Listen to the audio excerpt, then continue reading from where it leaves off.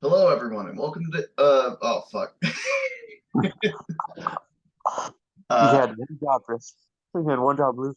uh, Let me try that one again. Oh, Yeah. jeez. Hi, welcome to Cape Corner, where we explore the history, story, and cultural impact of a different character or group every episode. I'm Blue. Oh, and I'm Kairu. I fucking nailed that. Yup. Nope, spot on. Oh God. Okay. I feel like that's gonna set the tone. Uh, Yeah. so I only decided like an hour or two ago what I wanted to talk about. Because I was thinking of a bunch of different things, right? I was thinking, oh, uh, maybe we can talk about Green Lantern. I've never done a Green Lantern episode, and then I looked back through my Cape Corner catalog and I went, oh, apparently I did, but I just Yeah. don't remember doing it. Um, and I was like, okay, maybe we can talk about like a classic anime or something like a Sailor Moon, but not that because I know next to nothing about Sailor Moon.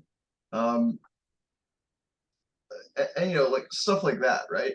And hmm eventually I was like, man, I'm tired of like trying to scroll through Twitter to find some kind of inspiration. I'm tired of like looking through my catalog to try and find inspiration. I'm tired of all that shit. Um, and I was like, oh yeah, I'm reading the old Yu-Gi-Oh manga. So let me read this for a little bit. And then I just sat there like a dumbass for like a minute staring at the Yu-Gi-Oh manga and I went, oh yeah. So today we're going to talk about the king of games. We're talking about Yugi Muto. Um, Yeah, the good old Pharaoh. what? Yeah, the Pharaoh, right? Well, I mean, sure. If you talk about Yugi, then you kind of also have to talk about the Pharaoh as sort of implicit. Um, Right. I gotta ask right now. Like, do you know the Pharaoh's name, and is it going to upset you if I call him by name? No, no, it's Yami, right? Yami Yugi? No, No? his actual name, because that's Yami is the word for dark or darkness. So Huh. the translation of Yami Yugi would be Yugi of Darkness or just Dark Yugi. Um, and that's what they originally called him because he was originally presented as like almost like a Dr. Jekyll, Mr. Hyde kind of like it's his personality, but like darker and twisted and altered, um, rather than actually being a separate person. Oh, okay. Yeah, no, I only ever remembered him being called that. So by all means, I don't mind if you say the name. Okay, so uh, his name is Atem. I'm sorry, it's a who? Atem. Atem. Oh, okay, okay. But yes, he's called Yami Yugi. He's called the Pharaoh, and the development with him is actually cool because again, like early in the series, he's presented as though he is Yugi, to the point where when he is speaking, he does not know he's a different guy. He refers to Joey and Taya and them as my friends. He refers to himself as Yugi, and it's only later that like the two different personalities like start to notice each other. They're like, wait a minute, hmm we're not the same guy. What's going on here? And um, it literally it's other characters tell him that he was a pharaoh, and so that's when they start referring to him as the pharaoh. And much later on, he actually gets his memories back of being a pharaoh. Okay. Yeah, Um, so I think the reason for that is because he was trapped for 3,000 years inside of a fucking gold pyramid, and then that was shattered. So like his brain's been broken for multiple millennia, and it's taking a while to like get back together. okay, I hear you. Uh, so with all that said, the actual origin of Yu-Gi-Oh. Do you know about Season Zero? No, I don't. So Yu-Gi-Oh was originally a manga about um games, not one card game, but all kinds of games. It's why Yugi lives in a game shop. Um, like it is a game shop by name, but when we see it in the normal series, it's effectively just a card store. Right. But uh, the duel monsters thing that only came in chapter like 30 something. Like it used to be about just a bunch of different kinds of games in general, like gambling, really. And then later on, they introduced that card game, and the publishers were like, people are super interested in that card game. Maybe we can make a real game out of it. And so then the manga sort of got renamed to Yu-Gi-Oh! Duelist, which from there on was like season one of the anime. So in one of the first few episodes of the Yu-Gi-Oh! Anime, um, Joey and Yugi reminisce on a time when Joey was bullying him and he stole a piece of his Millennium Puzzle. But we never actually get to see that as like an episode. And that's because that took place in what's now referred to as season zero. The original Yu-Gi-Oh! Anime um, is very loosely connected to the current Yu-Gi-Oh! Anime. Kaiba had green hair and wore all white. Um, the colors in this show were a little bit different. It had a banging fucking theme song. I mean, the Yu-Gi-Oh theme song that we got is also pretty sweet, but But this is like top tier. I don't know. I like a lot of the Yu-Gi-Oh theme songs. I like the Yu-Gi-Oh 5D's theme song more than I like the actual show. I Uh, was gonna bring up that one actually. That was gonna be my point too. that one's so fucking good. Your Yes. best makes me feel alive. Like it's hard not to jam out to that. Um, Yeah. but it's like sort of a more classic like 90s anime theme song. I'll link it to you later so that you can hear it, or you can just look it up. Just look up season zero theme. It's fucking great. Um, Yeah. but also there was a fifth member of their friend group, Hmm. another girl who she is to Yu-Gi-Oh as Launch is to Dragon Ball, in that she So, was just forgotten and never used again. oh, okay. I thought you were gonna say she's bipolar as hell. No, she's kind of just a sweetheart. If anyone was the bipolar girl, it was Taya. Which begs the question: did Taya just want to get rid of the competition? Maybe. Well, She's kind of running no, like a no. female What's harem right funny there. is that I think Tristan actually had that other girl as like a love interest, and then later on they just replaced her with Serenity. I Uh, don't even remember who that is. hang on. Yu-Gi-Oh! Season Zero girl. There she is, Miho. That's her name, Miho Nosaka. Um, Miho Nasaka. yeah. She just had like sort of lavender hair, a green or a yellow bow. I should Okay, also I point out see her. that the season zero anime does alter some stuff from the actual manga, um, and that will continue on into the actual like seasons one and two and so on anime of Yu-Gi-Oh. Like for instance, we were briefly mentioning Bandit Keith. Um, Right. remind me, do you know what happens after Joey beats Bandit Keith in the Duelist City? Not Duelist City. That's the wrong one. The Duelist Kingdom. Right, the Pegasus arc, Yeah, right? the semifinals after Joey beats him. You mean like what did he do? Didn't And he what did try to Bandit Keith do? didn't he rather than accept his defeat graciously, didn't he try to hold a gun on Pegasus? Or He no? Yeah, he jumped up to where Pegasus was sitting. Now in the American version, he's just pointing at Pegasus because a lot Right. of people do a lot of pointing in the American version of Yu-Gi-Oh, but Yeah. that's because they edit out the guns because it's for kids. But yes, he tried to hold a gun to Pegasus. Now, do you remember what Pegasus did in response? Didn't he do something with his Millennium Eye? I don't remember what he did. No, Uh, in the show, he just moved his foot, and there was like a hidden switch by his foot, and he pushed it oh, down, and a trap door opened, and he slid down like a chute, um, out of like the side of a mountain on the coast of the island, and just got unceremoniously dumped into the ocean.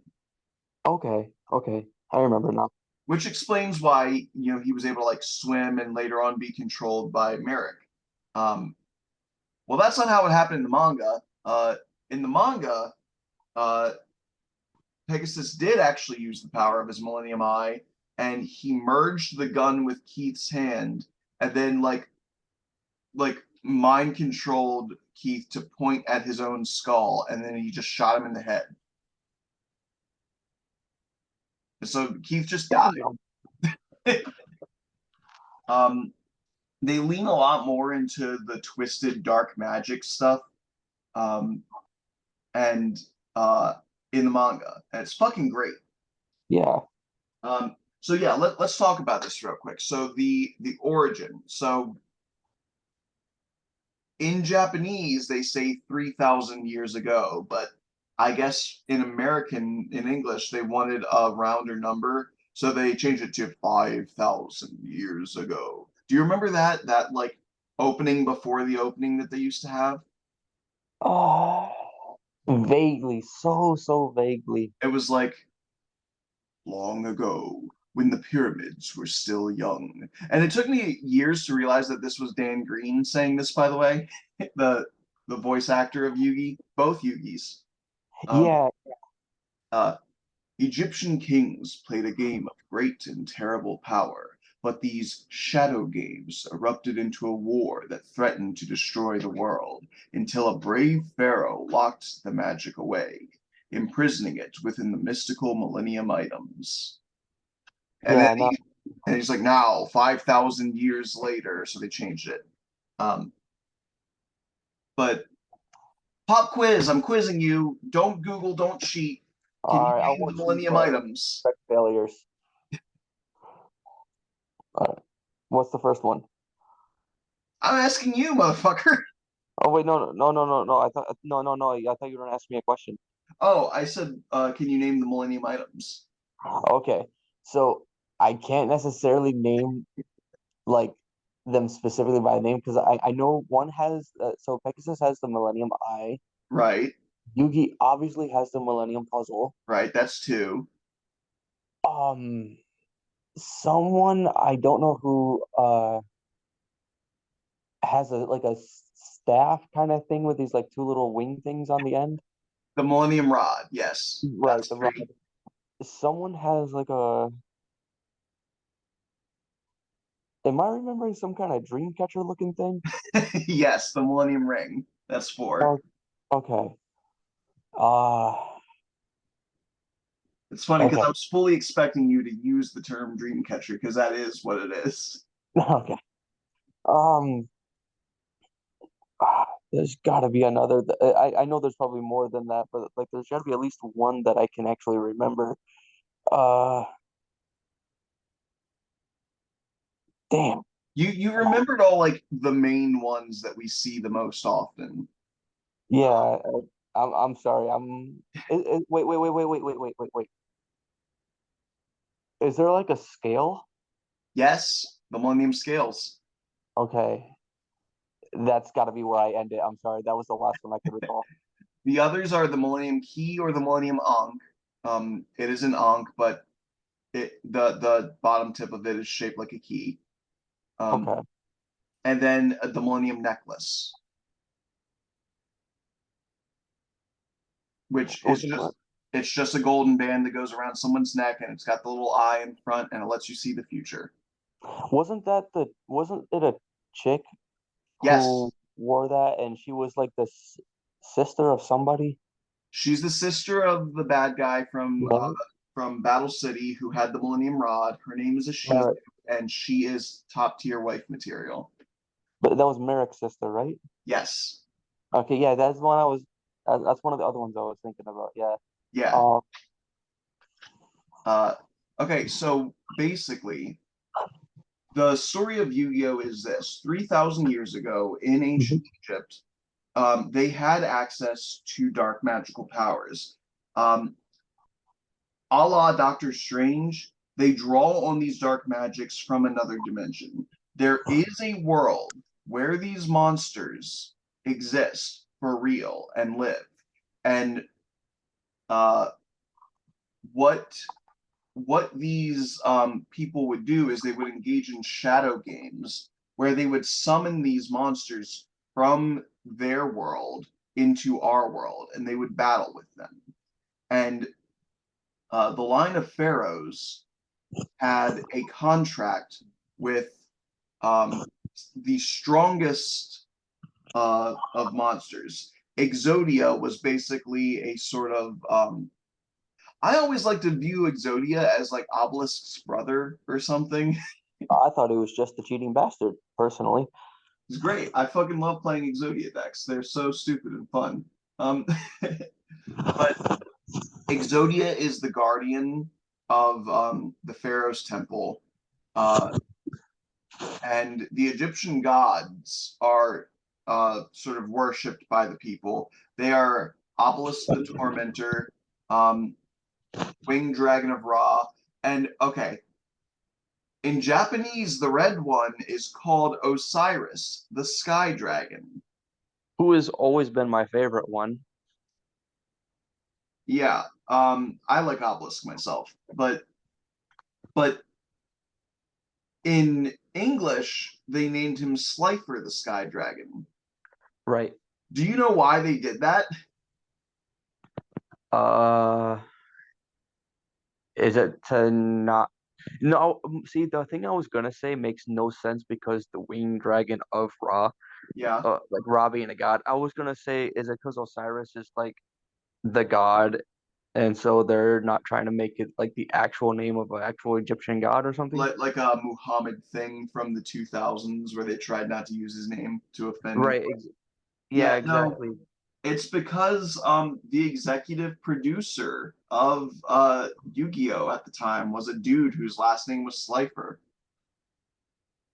So he named it after himself. Yes. Um, and as a result, the famous Yu-Gi-Oh! The Abridged series done by Little Karibo, uh, the God card is called Slifer, the executive producer. That's why they called it that. Okay. Yes. Ah, because I love that series. It's great. It's legitimately still funny to this day. Um, I also think it's still going. I think he's still in Waking the Dragons. Um, all right, uh, so they would draw on the power of all these kinds of monsters, and people would sort of have like soul bonds with different monsters. Um, so there was a bunch of plot points going on in ancient Egypt. One of them was that there was a young woman with long white hair that the priest Seto, who was sort of like the Jafar to Atem's Sultan or whatever, right? Mm-hmm. He found this woman in prison, and they were keeping her there because she was said to hold the power of a terrifying, virtually invincible monster. And she would sort of unwillingly summon Blue Eyes White Dragon, and Seto wound up becoming in love with her, and he wanted to protect her and help her and stuff like that. But inevitably, she wound up dying. And as she was dying, she passed the spirit of the Blue Eyes White Dragon onto him, Okay. which is why his reincarnation, many, many years later, would have such a hard on for dragons. Yeah, no, he's got a fetish. Yeah, you know what? If you're going to want to fuck any mythological animal, you can't go wrong with a dragon. Hang on for dear life. Donkey from Shrek had some good ideas. Is all I'm saying. All Uh, right. uh, but amidst that, there was also a robber, a thief, who was trying to pilfer and plunder the pharaoh's treasure, and his name was Bakura. Um, and uh, he did successfully manage to steal the Millennium Ring because the Pharaoh managed to channel a shit ton of this like dark magical energy into 7 mystical objects that were crafted for him, and these would be the Millennium items, which each have a different power. The Millennium Eye allows you to read the minds of your opponent if it's implanted in your skull. So that fucking hurts having your eye plucked out and then having a Yeah. lump of gold shoved into your eye socket. But hey, you can read minds, so that's pretty sick. The Millennium Necklace allows you to see the past and the future. The Millennium Rod allows you to fucking brainwash people. The Millennium Ring is kind of only just a compass to find other Millennium items. So it's kind of useless when they're all together, Yeah. but whatever. Um, the Millennium Scales um, allows you to judge a person's heart against the feather of truth. And if their heart is heavy with sin, um, and it weighs down the scale like that, then it can summon a monster to eat their heart. Okay. That's a pretty fucked up one. Yeah, I mean, but that seems like historically, not historically, but like, you know, mythologically accurate, doesn't it? It is that's a direct That's derivative exactly of what that Egyptian thing does. mythology. Yeah. They did the same thing in Moon Knight. I see. I still haven't actually watched that. We can go ahead and edit that out, but Oh, I'm keeping it in. I want people to bully you into watching Moon Knight. all right. Well, I should because I like Oscar Isaac a lot, so I It, just got to get around to it. it's fantastic. 100% recommend it. But the Millennium Key allows you to sort of enter a person's mind and explore like their soul and shit. Um, so one guy, Shoddy, actually has both the key and the scales and uses them in tandem. He to truly understand a person, he not only will judge, like your morality with the scales, but he'll also enter your soul to view your history and your thoughts and understand why you came to be the way you are. So he's the ultimate judge of whether or not you're a good guy or a bad guy. Okay, so would you say that the key then is far more substantial than the eye? I think the key allows you to have a deep understanding of a person, but the eye allows you to see their immediate surface level thoughts. So if you use the key on someone to like see their history and the things that they think and feel, that doesn't necessarily tell you what card they're holding in their hand right now. Right. Okay. All right. I think I see. So yeah, with the whole judgmental thing, the key would be more substantial. But if, say, you're playing a game of chess or Duel Monsters, the The eye is eye is what's the best gonna bet. get you a win, yeah. Um, and then there's the Millennium Puzzle. The Millennium Puzzle very simply gives you the power to cheat. Yeah, I thank you. I didn't want to cut you off, but that was going to be what I was going to say. Its power is literally just top decking. Like, I think they use flowery language to say that it allows you to overturn fate, but like this isn't a joke. Its actual power is that whenever they play card games and Yugi really, really, really needs to draw a specific card, it will magic that card onto the top of his deck. So that shit about the heart of the cards was always bullshit. Yeah, the Millennium Puzzle is literally just plot armor. Yes. Now it's not infallible because if he needs a card that he hasn't put into his deck, uh, well, he's still kind of fucked.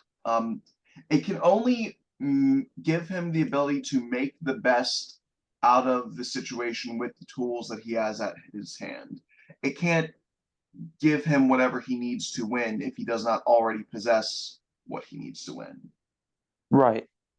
Um, but it's like if someone was brandishing a knife at me and I really needed a gun, well, it would make sure that that gun wound up in my hand as long as I owned it. Okay. Okay. It just can't like create something out of nothing. Like it has to be something that you do legitimately already have.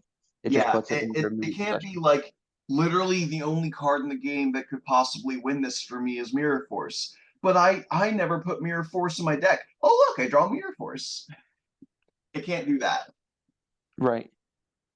Um 10-minute warning by the way. Uh Gotcha. but uh so having access to all these Millennium items, having the gods, mildly on your side, having Exodia, the Pharaoh was essentially the untouchable god of his people, right? So it's really embarrassing that a fucking thief still managed to steal the Millennium Ring. Yeah. And obviously that was a really bad look for the Pharaoh. And so, as punishment, the Pharaoh decided to round up the thief's dad and execute him. And so Bakura wound up having like a huge revenge murder boner for Atem. And or no, I think his father killed his father. Like their dads had beef or whatever. I don't know. Again, I'm not as well versed in ancient Egypt shit, but ultimately, what wound up happening is that Bakura managed to incite events. Seto getting the Blue Eyes White Dragon, he also wound up wanting to go against the Pharaoh, and things just sort of came to a head. And the Shadow Games erupted into a massive war, and there was a giant monster, evil god that Bakura tried to summon called Zork Necrophades. Um, and uh, actually, I can't remember if this happened in the real history or if it was only in the simulated history from season 5. But um, I know that uh, in Dawn of the Duel, they wound up summoning Halakti, the creator god of light, which is basically the fusion of the 3 Egyptian god cards. And it's like, if you summon this card, you win. Oh, I'm sorry. Could you spell that for me? It's either Halakti or Harakti. It's like Horahky, something like that. The creator of light. Yes. Okay. I'm just trying to check it out right now. You, can I be honest about who it actually kind of reminds me of? Yeah. It kind of reminds me of a Phantomon. Oh, Ophanimon. Yeah. Yeah, a Phantomon from Digimon. Yeah, I can That's see it. kind of the vibe I get. Um, but that is like one of the strongest. Well, like in terms of the lore of Yu-Gi-Oh, that is the strongest monster. And Um, maybe not quite that in like the actual game, but you know, yeah, yeah. I never understand the ones that have nothing but question marks. Uh, must be special summoned by tributing Slifer the Sky Dragon, Obelisk the Tormentor, and the Winged Dragon of Ra. This card's special summon cannot be negated, uh, and the player that special summons this card wins the duel instantly. Yeah. So just overpowered. Yeah, well, it is a win con. It's the same thing as like getting all of Exodia. It's the same thing as using Destiny Board. Um, in that if you do it, you immediately win. The problem is actually doing it. It's really hard. They do not make it easy on you. Yeah, of It's course. hard enough just getting one god on the field. There actually is in GX a similar thing. So in GX, they wound up replacing the Egyptian god monsters with the sacred beast monsters, but they're basically just edgier redesigns of the gods, right? Um, Yeah, I've heard. and you can actually fuse the sacred beast monsters. Um, Ah, fuck, what's his name? Hang on.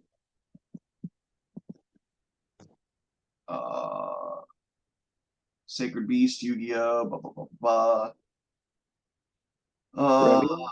Armityle, that's it. Armityle the Chaos Phantom. He's fucking cool.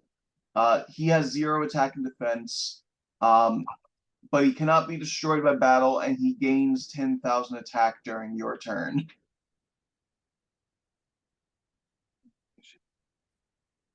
And he actually looks like a fusion of the 3 of them. Yeah, he does. I'm actually just looking at it right now. He's fucking dope. Yeah, no, he definitely like more edgelord, like you said. Yeah, I love it. I genuinely do love that. Um, but so basically, whatever happened in the past, uh, there was a big war. A lot of people fucking died. And the Pharaoh managed to steal away the dark magics of the Shadow Game, limiting them to only the Millennium items, which were then scattered across the globe. Um, and and unfortunately, in the process of sealing the magic away, his soul got sealed within the puzzle, which then also shattered into a bunch of pieces. Uh, Now, here's an interesting wrinkle in the story. Hmm. So his soul is in the puzzle, right? Yep. Which means it's not in the afterlife. Right, so he's in his own perpetual limbo. Right. How did he get reincarnated? Huh. Because, All right, I have a theory, but it's not very PG. okay, His soul was in the thing, right? yeah. What about the body? Are you Like like insinuating necrophilia or something? something of that nature, or possibly like did he have any potential offspring beforehand, and maybe one But of wouldn't that their just be his lineage and not his reincarnation then? Because they very specifically say that Yugi is his reincarnation. uh Like I got nothing. I I got I assume they're going with the classical idea of reincarnation and that your soul gets repurposed to live a new life, but his soul is in the puzzle. And I don't know. I don't know how that shit works. It's confusing, but regardless, smash cut 3,000 years later. Um, Mhm. and we've got a little fucking doofy scaredy cat boy named Yugi, who is apparently the reincarnation of the Pharaoh Atem. Uh, and in case you're going, well, I mean, couldn't that be like a misnomer or something? Maybe they're just talking about the fact that he gets possessed. No, no, we see him grown up in Yu-Gi-Oh! GX, and he looks and sounds exactly like a Tem. Okay, then. So maybe. Like once his balls drop, he sounds just like the man. So Yeah, I don't understand how that reincarnation thing works then. I really don't. yeah, it's weird, but fucking wibbly wobbly, timey wimey, whatever. But we can just hand wave it because magic, I guess. Um, all right, well, we're at less than a minute, but Okay. when we come back, I'm going to be talking about what happened to the other Millennium items, who was meant to look after them, maybe some trauma, and about the story of how Yugi came to possess the Millennium Puzzle. All right, well, can't wait. Yeah. And now we just will sort of chill out for a minute. All right. I hope also at some point I can ask you a question about a term that I keep hearing in the series. All right, we'll open with that when we come back. Gotcha. Okay, so that might actually not be an ad break now that I think about it, because Anchor has rebranded or been bought out or something as Spotify for podcasters, and so now my previous ad uh, is gone, and they're like, we're trying to get you more ads. It might take a while, so I don't know. I might just not have ads for a while.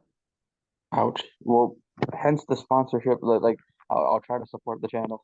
Well, thank you, man. I do appreciate that. And I'm gonna be honest with you, that earns me money like thousands of times faster because I was earning like 1 cent every 10 ad plays or something. Oh, Jesus. Yeah. Um, Oh my God. yeah. So I'm currently at like $9.51, and I've been doing this for like over 2 years, and $5 of that is from you. Oh my God. I'll have to bump it up. You don't I'll have see. to. You don't have to. Five is cool. I appreciate it. Or we'll see how it goes. But All right. So your is question. it going? Oh, the question you said? Yes. Okay. All right. So I just want some clarification on something. Okay. So there's a term that's always used of sending someone or banishing someone to the shadow realm, right? Now, I heard, I don't remember from where, but I heard that's what's the term? Like an illusion or something like that. Basically referencing to kill somebody, like to send them to their death. It's Is that censorship. right? Yes. Okay, Uh, because here I was, because the whole time I used to think, because there was a part in the anime where they go into like the world with monsters. I remember there was like a witty phantom that was kind of like the menace. Like Seto and I think Yugi and maybe Joey and them, like they go into the world with the monsters, and I thought that was the Shadow Realm that they that were talking was about. that was a virtual reality game. Oh, okay, okay. Um, Yeah, no, I haven't seen that forever, so I thought that was like the actual thing. yeah, they did Sword Art Online before Sword Art Online did. It was like they were in pods with helmets, and they were being projected into this MMO style um, like fantasy game. The princess looked exactly like Mokuba for some reason. Oh, right. Okay, I do recall that. And at the end, they fought the five-headed dragon, which was the Big Five, the corporate suits that were trying to take over Kaiba Corp. And so everyone summoned their own dragon. Joey summoned Red Eyes, Kaiba summoned Blue Eyes, Yugi summoned Curse of Dragon because that's all he fucking had. Yeah, He would later get Slifer, but he didn't have that yet. Curse of Dragons kind of like a worm with wings. Yeah, he's not a cool dragon. Um, he's the weakest of them. He's only 5 stars. He doesn't look that cool, but he's in the opening. Yeah.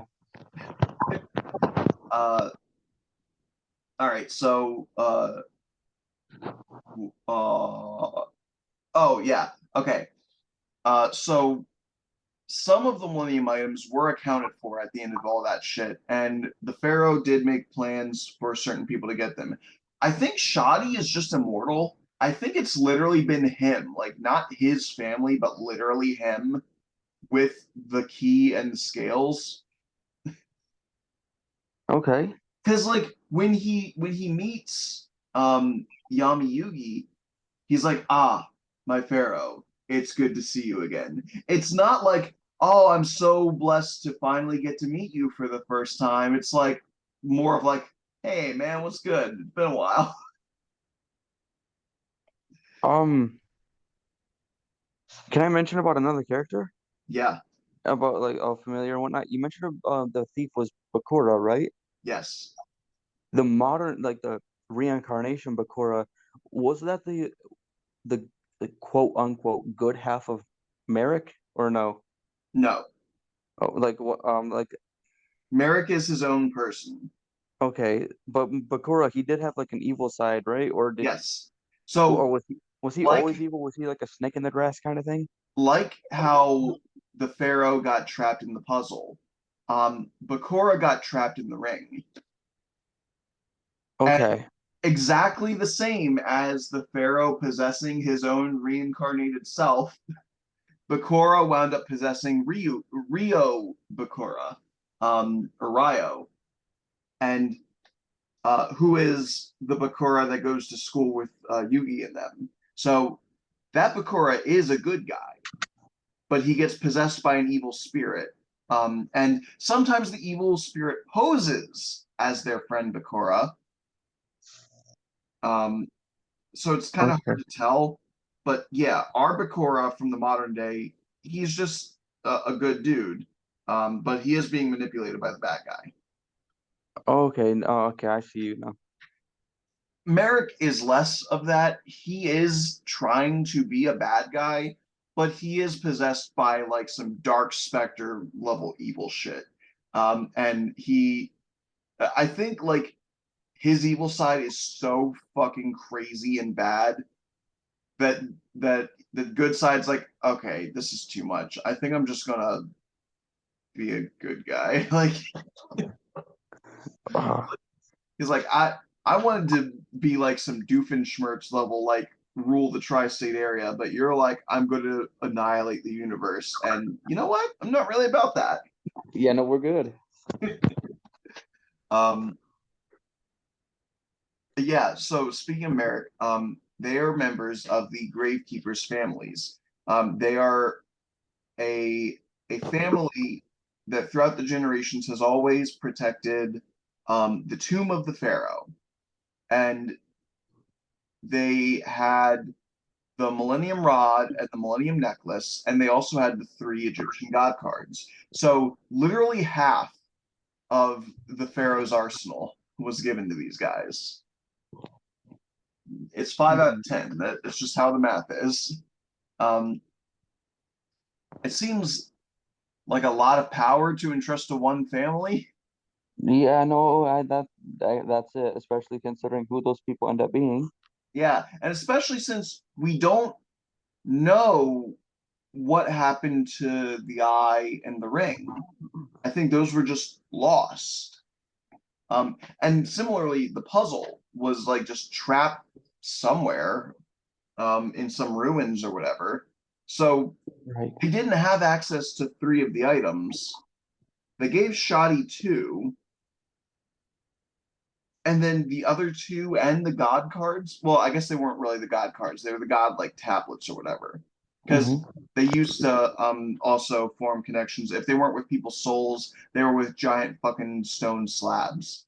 Um, but uh, yeah, long story short, Merrick wound up uh, growing up getting abused by his father because he was like, you know how when the Amish kids are like, I don't think I want to be Amish. I think I want to go out and enjoy life. And the parents are like, that's the devil talking out of you, boy.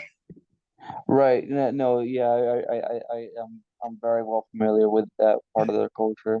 It's exactly that. He didn't want to be a tomb keeper for a pharaoh that had been dead for 3,000 years. And so he wound up getting abused really badly. And the pain he was feeling allowed a dark spirit to infiltrate his soul and start whispering into his ear, like, you should fucking kill your dad. And you know what? You should rule everybody. And he's like, yeah, that does sound pretty good. Um, so he wound up getting manipulated by the dark spirit, not necessarily fully possessed yet, um, but manipulated. So he hijacked the Millennium Rod. He stole both the Winged Dragon of Ra and well, okay, I should say at this point they were cards when he started doing his thing. But he managed to take Ra and Slifer, and his sister managed to secure the Millennium Necklace and Obelisk. Um, so we'll circle back to them later. But uh, Uh-huh. speaking about cards, how did they become cards? Well, a guy named Maximilian Pegasus was really in love with his wife. What was her name? Like Celia or something like that. I can't remember. But I don't even remember. To be honest, if I can be blunt, Maximilian Pegasus and wife doesn't exactly compute for me personally. it's like Have you ever met someone that you're so fucking certain is either gay or straight, and then they're like, "No, I'm the other thing," and you're like, "What the fuck? That makes no sense." Maximilian Pegasus. He is the gayest straight man to ever live. I don't know if my no watching the Little Karibo's abridged version just really emphasizes that point, but yeah, I can't imagine him having a wife.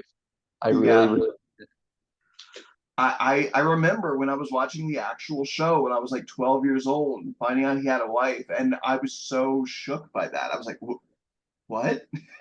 right. I mean I don't I'm not trying to be judgmental. I just naturally thought, It's really given his easy to assume he's gay. It's so right, easy. I'm sorry. I always forget he had a wife. He has the frilly sleeves at the end of his outfit, and he's got the little ascot, and he's got long hair, and he's got one of his eyes covered like he's the fucking Spice Girls, and he like Yes. um. Oh yeah, I forgot. Actually, Little Crevo did make a Spice Girls joke that he was a big fan of them, and he's like, "Watch out, Yugi boy, because I'm about to spice up your life." Oh no. Uh, Oh. and yeah, that's how he talks too. So, uh, well, anyway, he wound up. Um, I guess his wife died. Like they never really say how. Like I don't know, she was sick or some shit, but she died. He got really depressed, and so he did what any guy with depression and way too much money does. He started getting really into archaeology and going on digs in the middle of the Egyptian desert. Um, and he wound up finding not only the Millennium Eye. No, he didn't find the Millennium Eye. He found like the slab that illustrated the history of the Shadow Games, and Shoddy showed up because I forgot Shoddy was given three of the Millennium items. He also had the Millennium Eye. Um, and I think I remember Shoddy knew that Pegasus was destined to bring about the return of the Pharaoh. Um, and so he wanted to empower him to be able to do so. So he told him the history of the monsters. Pegasus went, "That sounds like it would make a kick-ass card game." Um, Yeah. and then he gave him the Millennium Eye after gouging out his eye, like a cool bro would do. And so Pegasus used his company, Industrial Illusions, to start making cards based off of the images that they saw on the stone slabs. Unwittingly, probably through the magic of his Millennium Eye, transferring the connection of the monster world from these stone slabs into these trading cards for children. The power Which, of literal gods handed down to children. yes, which would not um, harm the average player, but if they happen to have access to ancient Egyptian magical artifacts, some shit might go down. And shit did in fact go down. It did. What's really funny is that the story of the god cards is like he just could not make more than one copy of each of them. Like the gods had such an ego that they're like, we are completely unique. There can only ever be one of us. You're trying to use our image on more than one thing at a time. And so, like, I don't know what happened. Like, either maybe the printing presses like would break down, or maybe the artist's hand would fucking lock up in place, or fuck, for all I know, they would make a copy of the card and it would spontaneously burst into flames. Whatever the reason, he literally was physically unable to make more than one of each of the god cards. But he could make four blue eyes. I don't know, man. Yeah. And I don't think I've I never don't think heard of there's Exodia being limited and how many there were. Like it sounds like people can just get the Exodia cards. It's just that no one's ever been able to summon them. and doesn't Blue Eyes have like the most variations of any card? It's up there. He's got competition. There's a lot of Dark Magician stuff. There's a lot of Red Eyes stuff. But yeah, you know, you got your Blue Eyes Toon Dragon, Blue Eyes Spirit Dragon, Blue Eyes Ultimate Dragon, Blue Eyes Twin Dragon, Blue Eyes Jet Dragon, um, Paladin of White Dragon, White Stone of Legend. Actually, Maiden with Eyes of Blue is based off of Kiara, the girl who had the blue eyes originally. Right, the white-haired girl. Yeah. So I thought that was cool because Kaiba Corp eventually buys out Industrial Illusions and becomes the people making the cards. So canonically, Kaiba found out that his ancestor liked that girl and decided to do him a solid and make a card of her. Nice. Which is not the only time Kaiba's ego influences card designs. He started dressing up as a superhero and calling himself Kaiba Man. And there is a Kaiba Man card. And it is canon that he uses the Kaiba Man card. Yeah.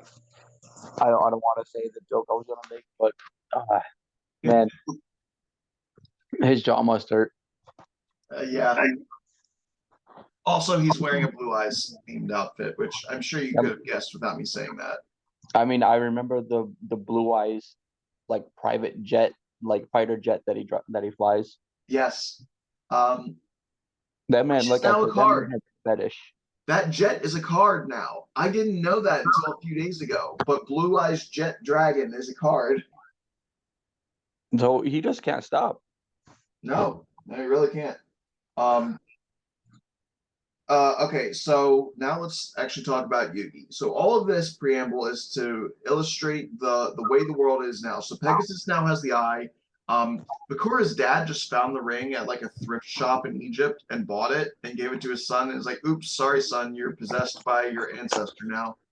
Shadi has the key and scales and is just like sort of walking around the world, doing whatever. Yeah, right. Merrick is trying to build his own army with the Millennium Rod. Ishizu has the Millennium Necklace trying to stop her brother. And Solomon Muto winds up finding the Millennium Puzzle in an archaeological dig in Egypt, takes it home to his grandson, saying nobody in history has ever solved the Millennium Puzzle. Yugi likes trying to do the puzzle in his spare time because he's an antisocial loser with no fucking friends. And he sort of gets bullied by Joey and Tristan. Joey insists that he's trying to teach Yugi to be a man, to toughen up. And we would later find out that the reason that he has this kind of behavior is because his dad is alcoholic and abusive. Oh, I thought it was because his accent makes him sound like he's from the Bronx or Brooklyn. Yes, in English, he does indeed sound like, hey, Yugi, what's all this duel monster stuff you're talking about? Hey, fucking bada bing, I'm walking here. Jesus. Again, talking about Little Karibo, for a while he had a stint of doing Lady Gaga song parodies. And he did one for Poker Face called Brooklyn Rage. Really? Yeah, and there's a running joke in that series that Joey is a furry, which makes sense because there are multiple times in the show where he's put into a dog costume. Yeah, actually. And so like there was a bit where like he had a bad dream that Kaiba was lording himself over him. This is after he lost to Kaiba in a duel, and he dreamt of himself in a dog costume running away from Kaiba. And so in the abridged version, at the end of that episode, Everyone's like, I learned this, and Joey's like, I learned that I'm secretly a furry. And someone's like, too much information, Joey. Hmm. But for the Brooklyn Rage song, he's like, can't beat my, no, they can't beat my Brooklyn Rage. I don't want to be a furry. There was another one that was a parody of Telephone called Pharaoh's Throne, and it was Okay. with old timey Bakura and Atem. Uh, so they're pretty good. I enjoy them. But all right, so I'm wondering, do you know what Joey and Tristan used to look like? I'm sorry. Used to look like? Yeah, the art style changed quite a bit, especially with those guys. Um, No. hang on, let me pull it up for you to see. Uh, okay, here we go. Uh, ah, sorry, I got a new mouse pad. I'm trying to figure out how to move my keyboard with it. Okay, I'm just gonna crop this. I said I'm gonna crop this, you fuck. And while you're working on that, you know what comes to mind when talking about all these like shadowy possessions and spirits doing these hauntings and all that stuff, right? Yeah. The Warrens would make a killing on Yu-Gi-Oh! The who? You know, like the Conjuring movies and stuff. Oh, yeah. So here you go. This is what Joey and Tristan looked like in chapter 1. Okay, I'm getting some weird vibes from Tristan. Yeah, well, what's funny is that initially, so his name is Honda in Japanese. He like wasn't even a main character. Like Joey or Jinochi was like Yugi's friend at the end of this instance, but we didn't really get that from Honda. So he just kept wound up being like this shitty guy that used to bully Yugi, but is like Joey's friend, so he doesn't really mess with him anymore. And like he would pop up from time to time, but it wouldn't be until like a while later that he actually also became Yugi's friend. So Okay.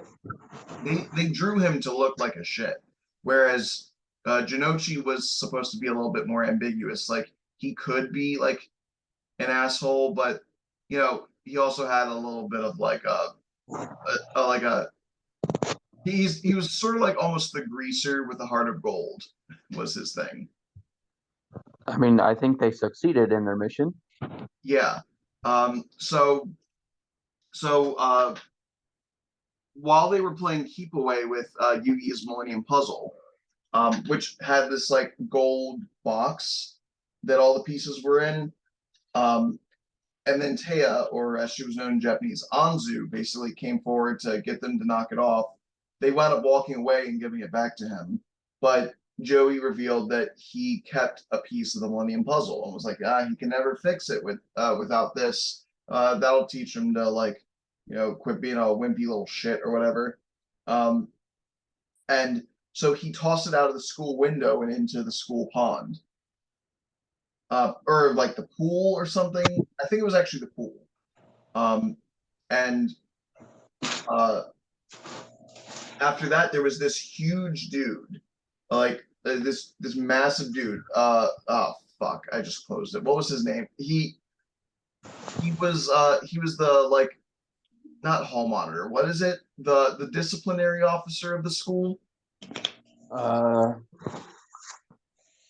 But he was a student. But you know how they like have students like act as disciplinary committee members and whatnot in Japan. I've heard of such a thing. Yeah. Oh, Ushio. So okay, we mentioned Yu-Gi-Oh! 5Ds earlier. Do you remember the first episode of 5Ds? Have you seen it? I'm sure I've seen it, but not for like how many years since it came out?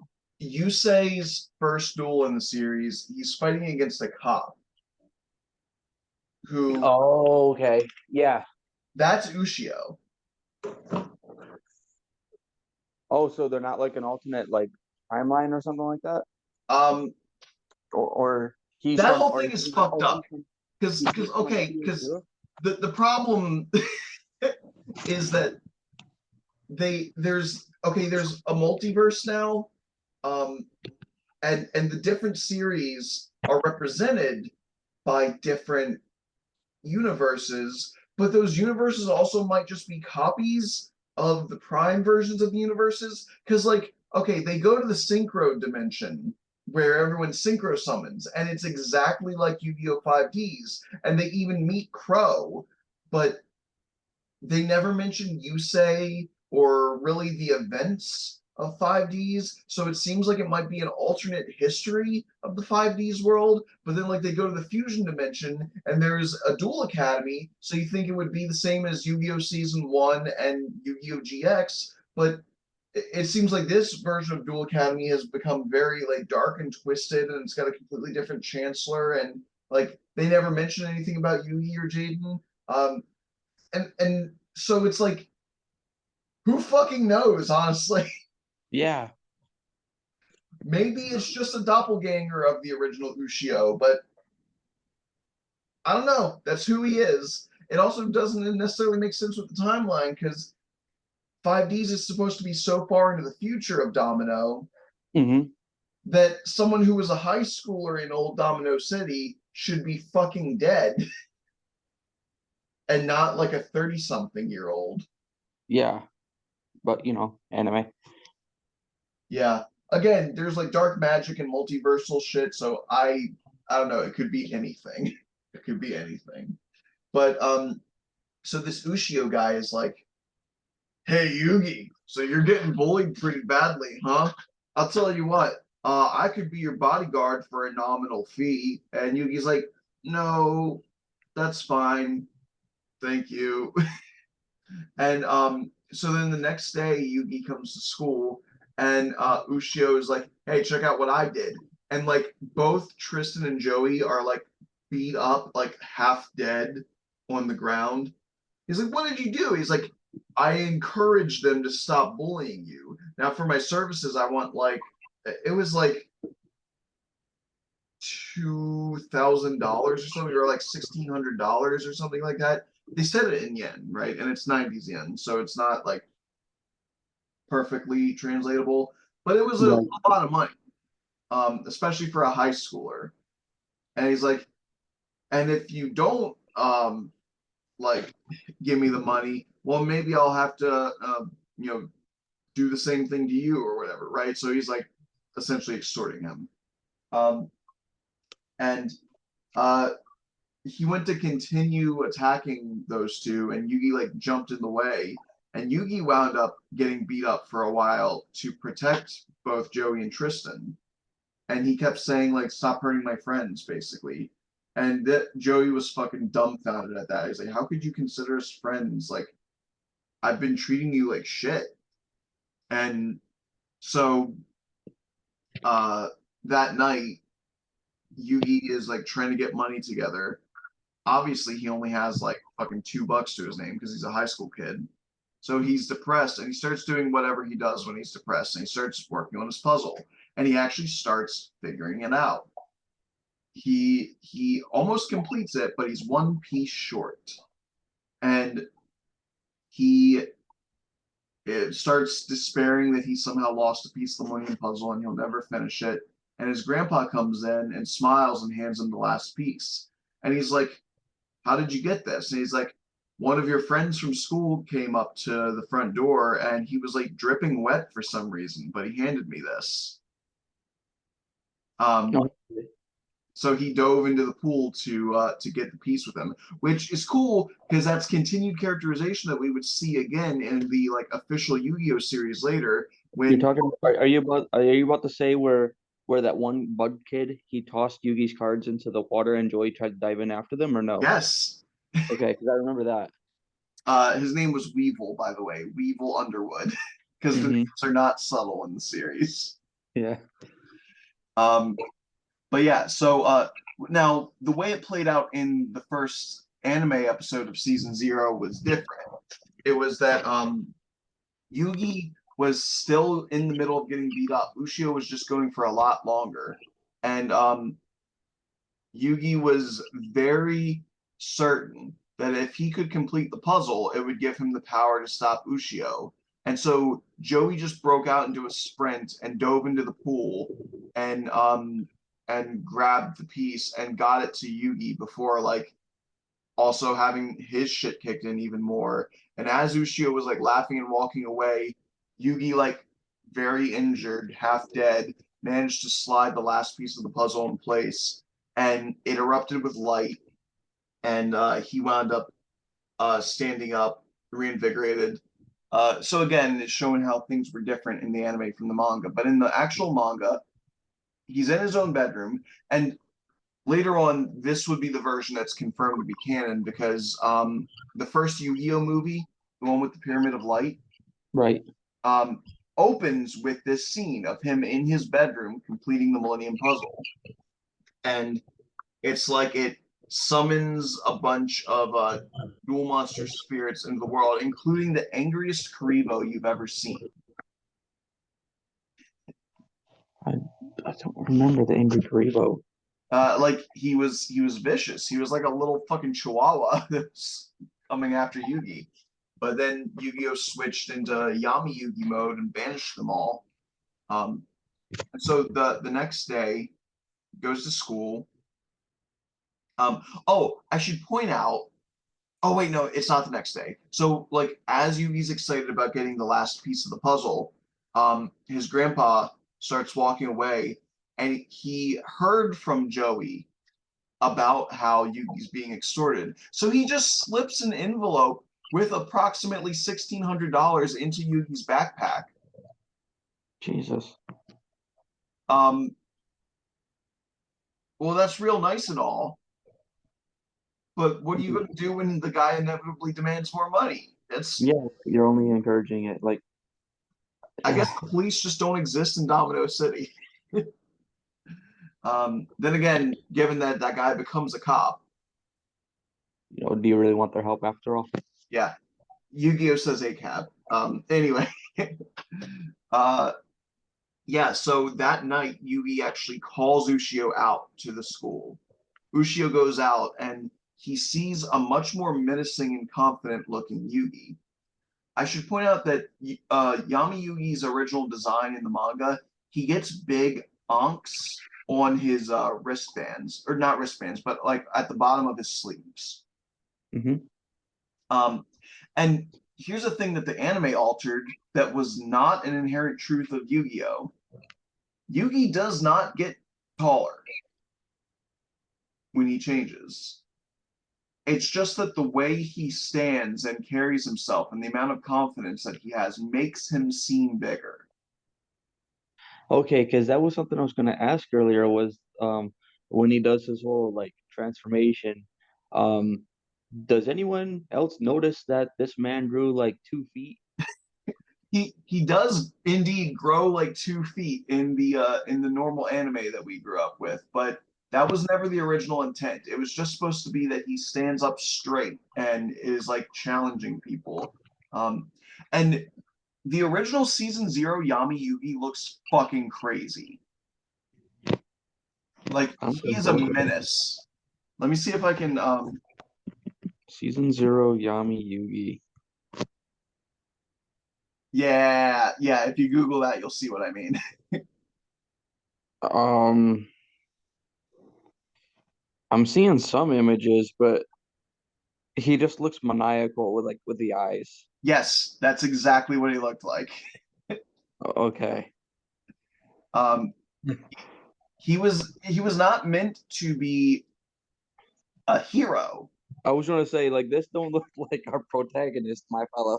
Well, he is a protagonist in that he's the main character that we follow, but he let's put it this way: the original point of Yu-Gi-Oh was that it was supposed to be more like Dexter than like a Superman or something. We talking Because Dexter the serial killer? he's a serial killer. He murders people. Okay, yeah, because I was like that's the vibe I'm getting. allow me to share with you some of the games he played in the original series. First of all, against Ushio, the original game was that Ushio carried a knife that he was threatening people with. So Yugi was like, "We're going to use this stack of money I got, uh, and your knife, and we'll place the stack of money on top of our hands, and we have to stab through the bills. And however many bills we stab through is how many we get to keep. And we'll keep passing the stack back and forth until someone gets stabbed in the hand." And eventually, Ushio got too nervous to keep going because his greed was being amplified, like by Yugi's magic, and then his right arm was overtaken by it. And like as he was like holding the knife up, he's like, "I'm just gonna stab lightly," but he feels his arm so tense and like flexing, and he realizes if he actually moves his arm, he's gonna stab it with his full strength, and he can't relax his arm. So he's like, "Well, fine, I'll just kill you then." And so Yugi puts him into an illusion where he sees random garbage and leaves as money, and all the students find him the next morning rolling around in like filth, laughing, thinking he's rich.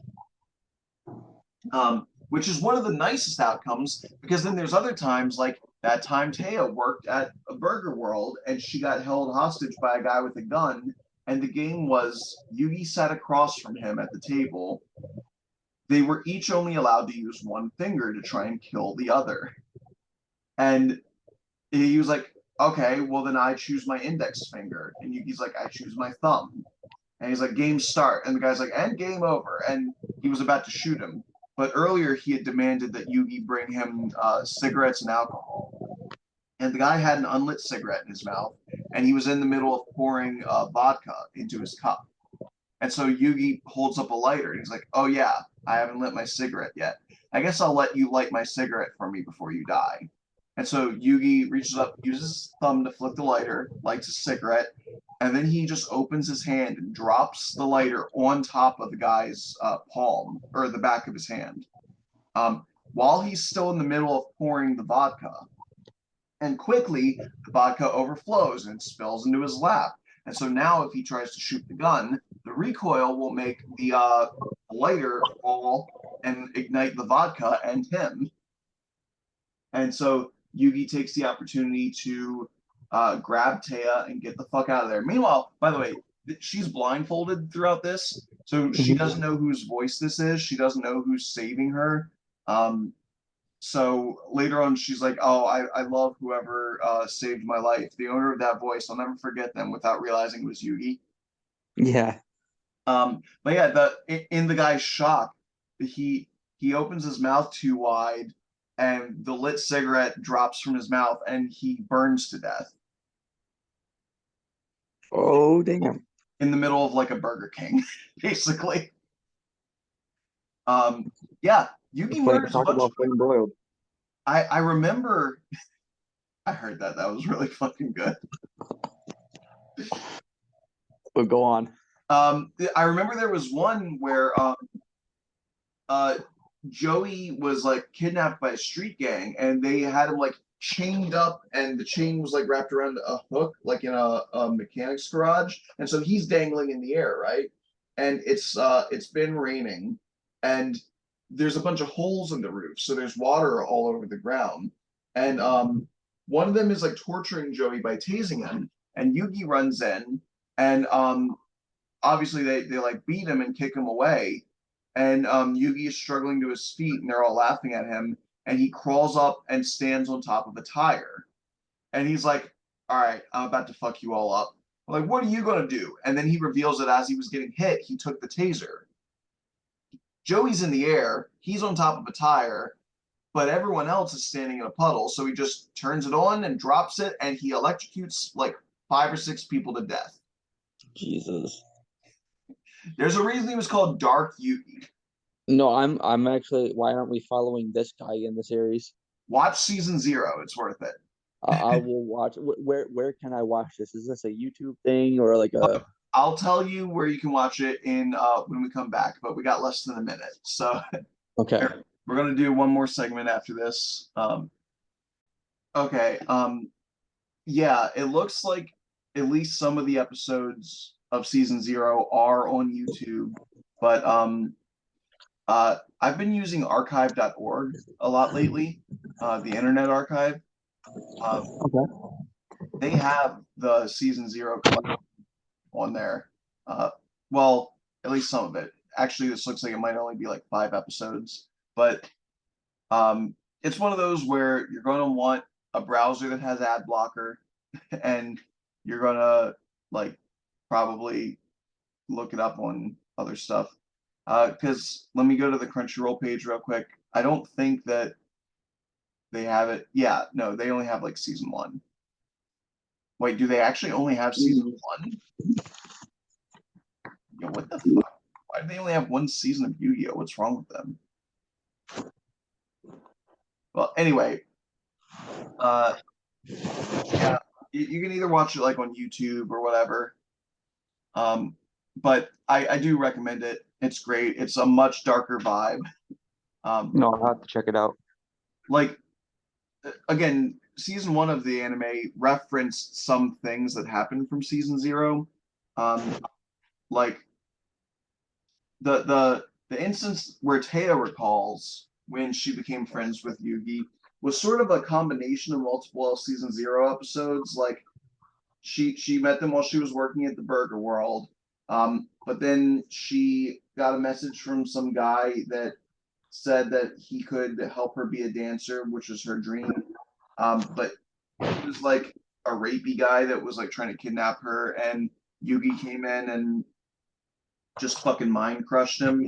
Because in the season 1 anime, Yugi.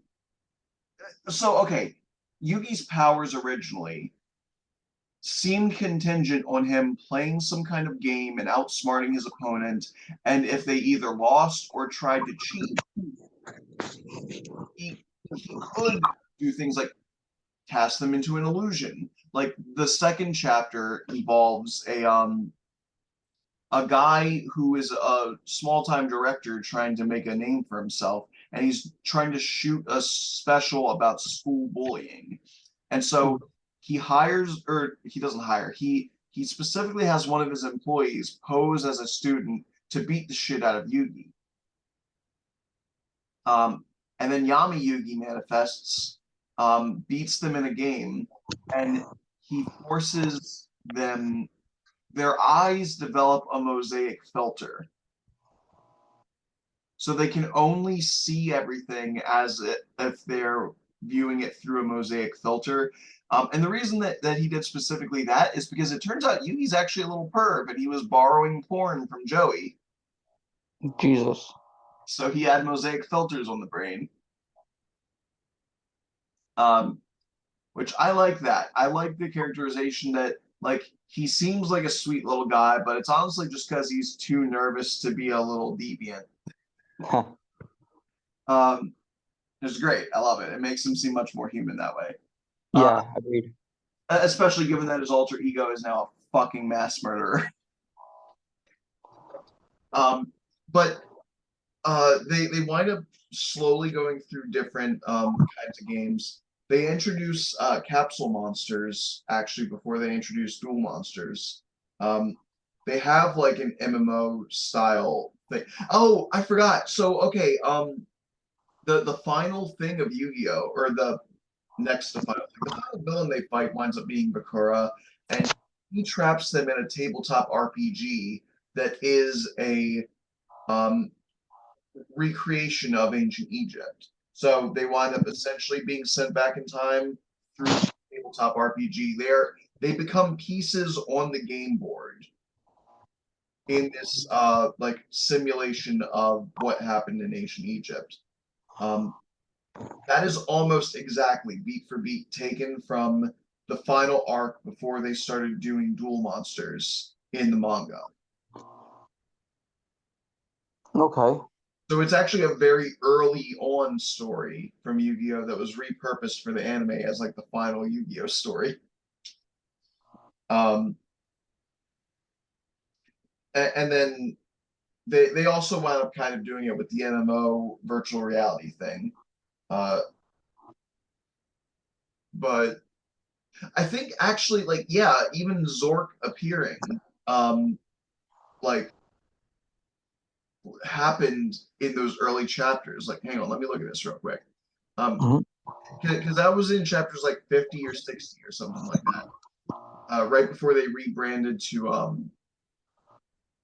what you call it, fucking uh, Yu-Gi-Oh! Duelist. I'm looking at like the last chapters right now. Yeah, and it looks like they just did it again. They just did. Bakura is challenging them to a tabletop RPG again. Okay. Well, anyway, Yeah. uh, the classic Yu-Gi-Oh story everyone's gonna remember though starts after all the capsule monsters. All the I should say one other thing. One other thing that was changed by the anime rebranding towards Duel Monsters, the relationship with Kaiba.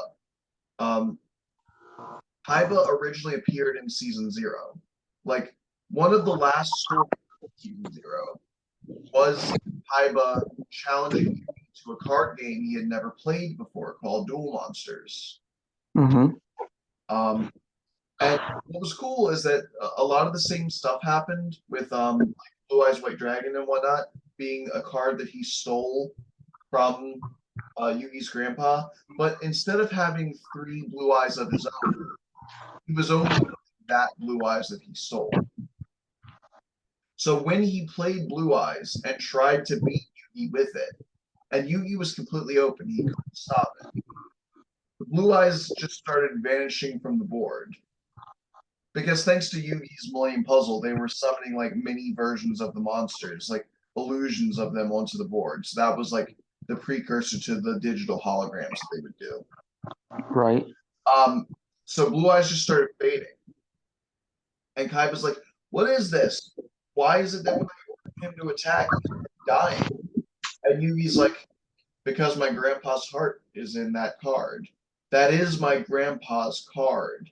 You're trying to beat me with it, but it doesn't want to, so instead it fucking killed itself." That's that's some hardcore shit. Yeah.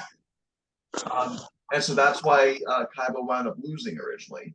And then later on, they wound up doing other stuff, and eventually they came back around to Duel Monsters. And they brought Kaiba back as a character. So the original story, that was how Kaiba wound up getting introduced to the story. And when he returned on Duelist Kingdom, it had actually been a lot longer since we had been without him from like episode 1 in the show. It was more of like a remember this classic character from all those chapters ago? He's back, Oh, okay. which I think is cool. But Yeah, it is. um, yeah, so a lot of people are going to remember what happened in the normal show. Pegasus wanted the puzzle, and so he challenged Yugi to a cursed VHS tape duel, where at the end of it, Pegasus took his grandpa's soul. And so Mm. they had to go out to Duelist Kingdom, a privately owned island that nowadays has darker connotations with more recent news about billionaires and their private islands. Yeah. Um, I mean, is it really affected that much? He was still murdering children on that island. So, Accurate? Question mark. yeah. Um, who am I talking about? Who knows? But yeah. So they did Duelist Kingdom, and Yugi beat Pegasus there and became named the King of Games. He wound up doing Battle City, which was fucking rad. Battle City is the best part of Yu-Gi-Oh! Don't at me. No, I would definitely argue that point. Especially because that was the introduction of the God cards, wasn't it? It was. Which was so rad. They also took the season 1 theme song, which was already like pretty good, right? And made Hmm. it into an absolute slapper. Like, everything about that was just. I feel like that was them on their A game. It was. They got real comfy with leaning into the dark designs, your dark necrophiles and your fucking like look at the opening, like legitimately, like anyone who hasn't seen it, look at the Yu-Gi-Oh! Season 2 opening and tell me that it's not aesthetic as fuck. Hmm. It's so dark and moody, but it's also like it gets your adrenaline going. You feel like you're about to fight a war against demons, but it's like it starts off with that dun dun dun dun. Dun, dun, dun, dun, dun, dun, dun, like it seems so menacing and everything, but then you hit that dun dun dun, and you're like, no, we can do this, we can win, we can triumph, let's fucking go. Yes. Um, Oh, good times. it's so fucking good. Yeah. Um, and they would keep using that fucking theme song for like 5.5 seasons. So they knew they had something good. And I don't hate the Yu-Gi-Oh! GX theme, but I don't think it holds up super well right after all of that. Um, No, it doesn't quite hit that mark. Yu-Gi-Oh! 5D is then like brings it back again, and then I don't even know what the fucking Zexal theme song is. They probably rap. That feels like the time where they would have tried rapping. Um, No, honestly, I just took one look at that pro tag and I'm like, you know what? I think it's time for me to move on. Zexal is bad. I can say that with confidence. But the one after it, Arc 5, was actually really good. Um, and again, I'm not a big fan of the English theme song of Arc 5 or Arc V or whatever you want to call it. But the theme songs from the Japanese version of that show are bangers. They are certified bangers. Like the Japanese openings to animes usually are bangers. Yeah. Um, I part of me does kind of miss the era of American dubs trying to make their own theme songs because some of them were really good. The Shaman King theme always comes to mind whenever I think of anime English dub songs that are good. Um, I I don't know if you'll agree or disagree with this, but I always preferred the English version of the Yu Yu Hakusho opening. it's the same song but with English lyrics, right? Yeah, just I just like the English version better. Like Yeah, for when it comes to Yu Yu Hakusho, I prefer the whole thing English version all the way. yeah. I mean, Yu Yu Hakusho is one of the best English dubs of an anime ever. I absolutely agree. Is it like that sort of 90s level voice acting where they didn't take it as seriously as an art medium and so they hired people that were cheaper? Yeah, you get a little bit of that like with Keiko and whatnot, but who fucking cares? It's so faithfully done. There's so much personality. It's just great. It's fantastic. For Um, sure. and that first episode can still make me cry. Like they went, they came out swinging. They really did. Um, so another really funny one. Do you know about Cardcaptor Sakura? I do know about Cardcaptor Sakura. I've never seen it, but I know of it. So the theme song for Cardcaptor Sakura is so fucking cutesy, and it's focused on her little outfit or on the guy that she likes.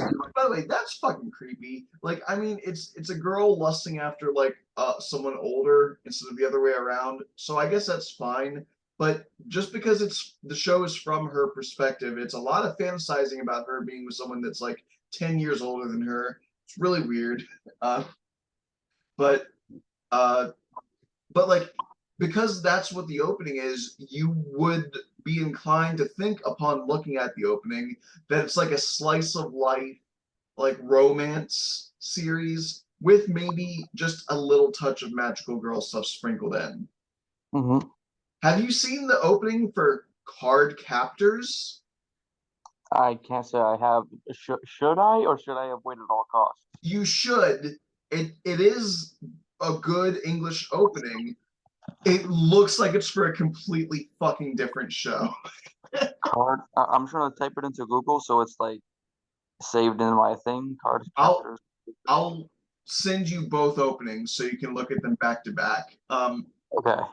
But they were like, we want to market this so that boys will be more interested. We're going to market it as though it is an action uh series, right? Like a shonen. Um, and the song reflects it. Fucking card captors, a mystic adventure. But like it also shows characters that have appeared in that entire series for maybe like 20 seconds, as though they are main characters instead of focusing mainly on Sakura Mm-hmm. and her friend with the filming fetish. You can't tell me that's not what it was. That girl always had a video camera with her. Oh no, for sure. But again, my knowledge of that show is so limited. I'm gonna send you these right now. Here's the Card Captor Sakura opening, and Okay. here is the Card Captors opening. Which again, they made it sound like there's more than one main card captor. They took out Sakura because oh, it sounds too girly in Japanese. So they were definitely like false advertising that show super hard. Uh, Okay. but anyway, um, yeah, I still think that in the long run, most English versions of anime openings were not as good as the Japanese ones. I have to look at Naruto as an especially prominent early example. Um, Rocks sounds like a classic like 80s Japanese song that will live forever. Um, and what did we get instead in English? Right, suyo sa, hey, huh, right, suyo sa. That was it. And the fucking admittedly face melting electric guitar solo. But that's it. That's the song. It's not I good. can. I just remember Flow doing there's a Japanese rock band called Flow. Yeah. Uh, but they do like some of the Japanese like openings for songs. Um, like they did one for Naruto, which was like whatever the Fighting Dreamer one was. Oh yeah. Go. Yeah, go. And then they did Signs for Shippuden. Oh yeah. Oh fuck. Sign is my favorite Naruto opening. Like it's got stiff competition because all the Naruto openings are generally really good except for Shippuden opening 10, which sucks. But the I was like I remember when I was working in the textile factory that I had to like I was just patrolling one day and I was like I'm gonna rank all the Naruto openings in my mind, and inevitably I wound up settling on Sign being the best one because it's the only one that made me like cry. Sign is one that I liked before I knew it was a Naruto opening. The imagery at the end of as the song wraps up, Naruto standing in front of the tombstone fucking destroys me. Because And like who? you you see Sakura crying or praying in an opening, and you're like, oh, is it Tuesday already? Oh Yeah, don't let's not get started on the Sakura hate train because no. we'll She cries in every fucking opening, so it's never special. But right. Naruto is so often being like a little shit and just being a happy-go-lucky little fuckwad that when you Hmm. see him cry in an opening, you're like, oh fuck. Yeah, I know, like that's gotta mean something. He drops literally exactly one tear in that opening, and that hit like a ton of bricks. Yeah.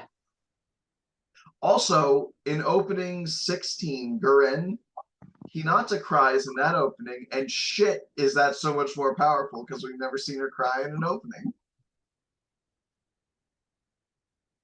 And which character was that you said? Hinata. Oh, see, That's Sh- the Sh- opening that's playing when I guess spoiler alert, Neji dies. So oh, damn. Okay. yeah. Also, she holds Naruto's hand in that opening, and it's very cute. And we all know how you feel about Hinata being best girl. She is. Like, Fucking absolutely. fight me, Naruto fanboys. I I really can't say. Like, I used to want to say Anko, but I don't know.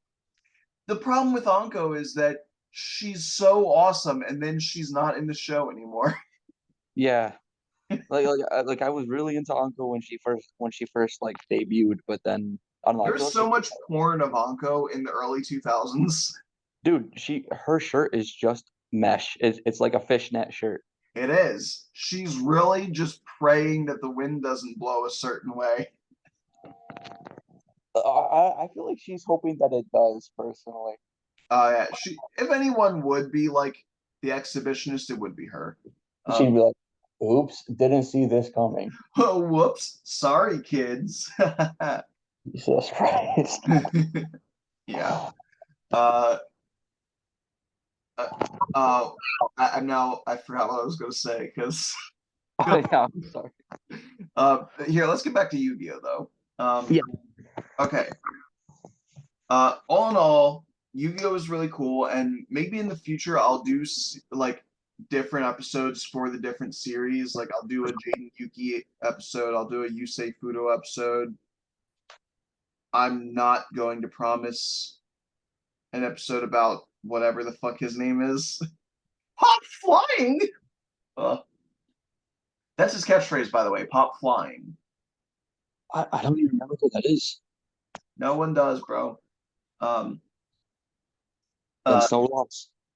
like at least Yuya, the protagonist after him, I think his catchphrase is just "It's showtime," because his whole thing is that like he's basically trying to put on a show when he duels, like a circus performer.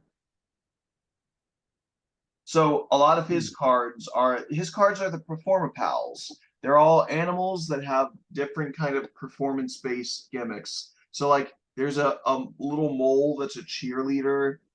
He's got his version of scapegoat is three like samba dancing hippos. Um uh oh fuck, I can't think of the other performer pals. Oh, there's like a barracuda that's a singer or some shit. I don't know, but it's different. And that's fitting because you know that song. Oh fuck, that's such a good song. Yes.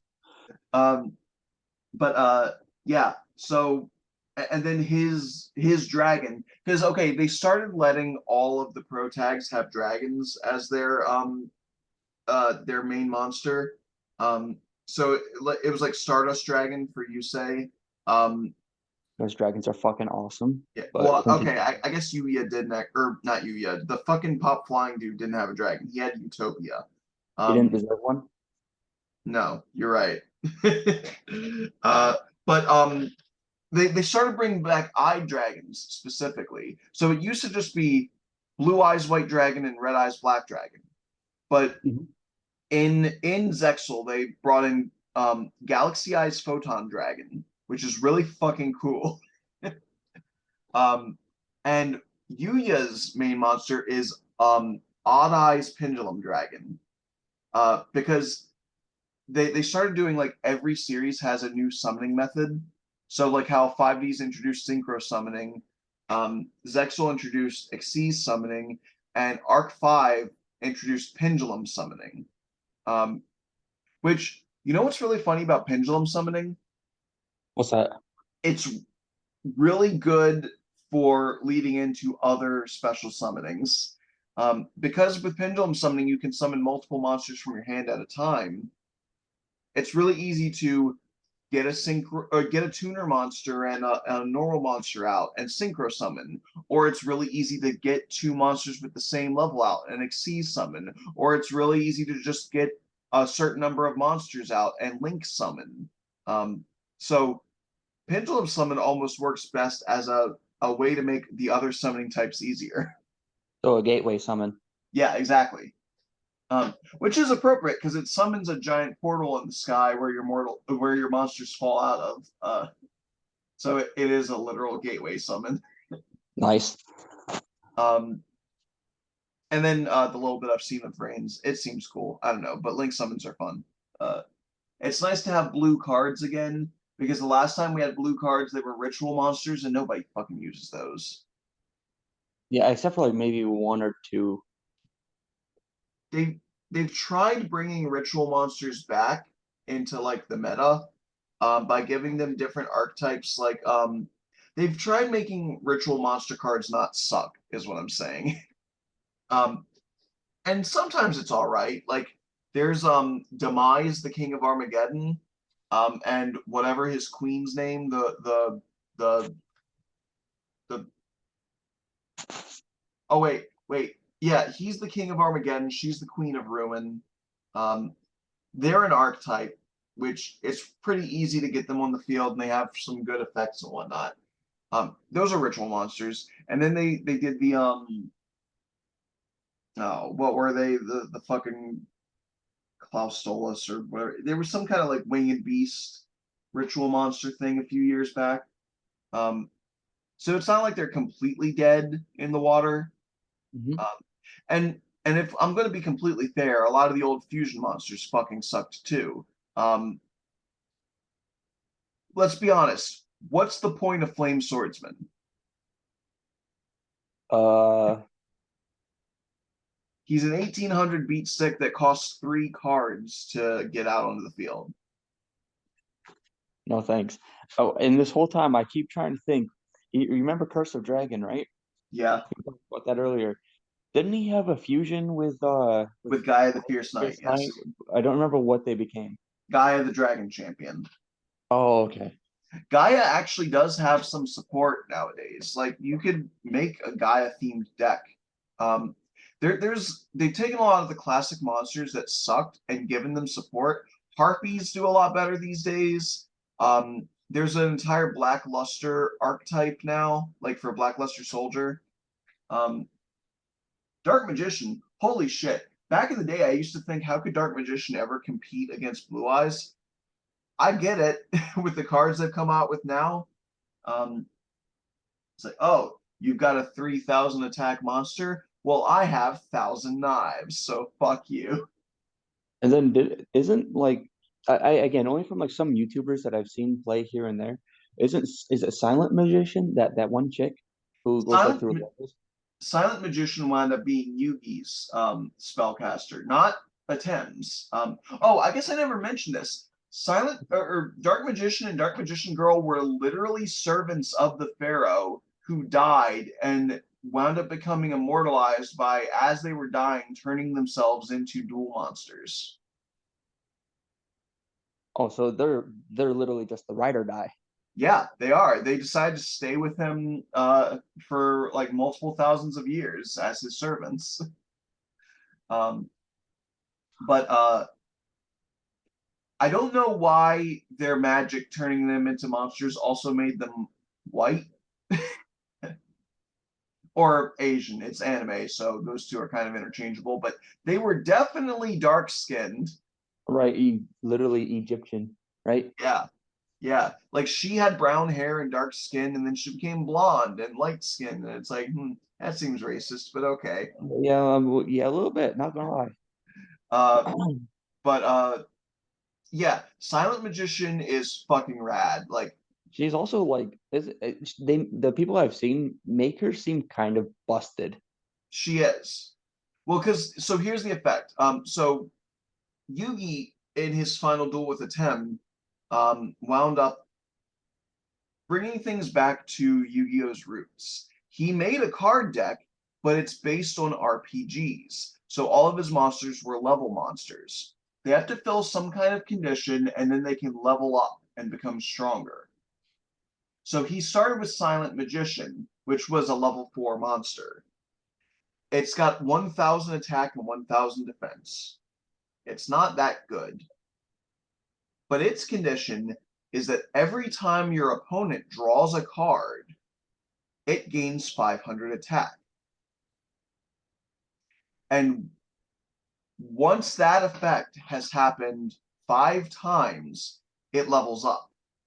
So once it gains 3,500 attack, it turns into Silent Magician level 8, where it's just got 3,500 attack now, and I think 3,500 defense as well.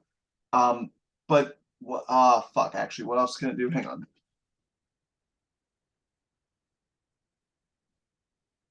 I should say there is also an alternate card that is just Silent Magician as a level 8 card. Oh no, it's a level 4 card. Fuck. Okay, let me look at this. Cannot be normal summoned or set. Must be special summon. Oh yeah, unaffected by your opponent's spell effects. So, oh, and it only has 1,000 defense still. My So fault. screw you, Raigeki. Yeah, exactly. Cards like that are specifically unaffected by X kind of card, like Elemental Hero Wildheart, unaffected by trap cards. Jinzo, unaffected by trap cards. Or actually, he makes it that your opponents can't use trap cards. Um, Jinzo decks are really fun, especially if you're playing against someone who relies on traps. Uh, Ooh, but the salt coming. yeah. So because it is unaffected by spell effects, it means like it can't be negated by a spell effect. It can't be destroyed. Um, I like your opponent can't equip it with something like there are some equip cards that are detrimental, and so you can equip your opponent's cards with them. Well, it can't be equipped, so you can't do that. Dark Hole, like and some cards are like this card can't be targeted by something, right? So you think, okay, that's a really good protection. But then, like, your opponent plays Dark Hole, and you're like, well, wait a minute, it shouldn't destroy my monster. And then you realize, well, no, because Dark Hole didn't target anyone, it just destroys all monsters on the field. So I didn't target your monster with an effect, but I used a field wiping effect that also includes your monster. So in other words, not affected by is superior to targeted, right? Yes. Because when Dark Hole is played, even though it's not targeting Silent Magician is just unaffected by those spell effects. Just raises the middle finger, like try again. Yeah, exactly. So that's why you very rarely see cards with that kind of text because of how strong that can be. Okay. And yes, and Yugi actually wound up getting his own dragon, which was way cooler than fucking Curse of Dragon. Because Atem wound up getting, spoiler alert, the series ends with Atem getting all 7 Millennium items, all 3 God cards, and he has a final duel with Yugi. But because he's got the God cards, his dragon is, Slifer the Sky Dragon, right? Yugi gets one called Gandora, the Dragon of Destruction. I'm immediately Googling this. You said Yandora? Gandora with a G. GH or GAN? Gandora. The Dragon of Destruction. Come on, images. What we got? Okay. Oh, so he. What the hell are those eyes or what are those? They're like jewels that are all over his body, and each one can independently fire laser beams. I've So seen this card before. there's an upgraded version of him nowadays called Giga Ray's Gandora, the Dragon of Destruction, which shows him firing lasers from all of those jewels.